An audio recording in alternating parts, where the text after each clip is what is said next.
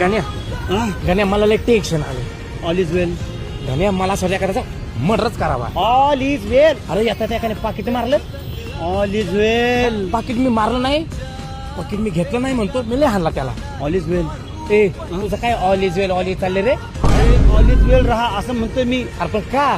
का म्हणजे येत्या 27 जूनला संपूर्ण महाराष्ट्रामध्ये ऑल इज वेल नावाचा मराठी चित्रपट रिलीज होतोय.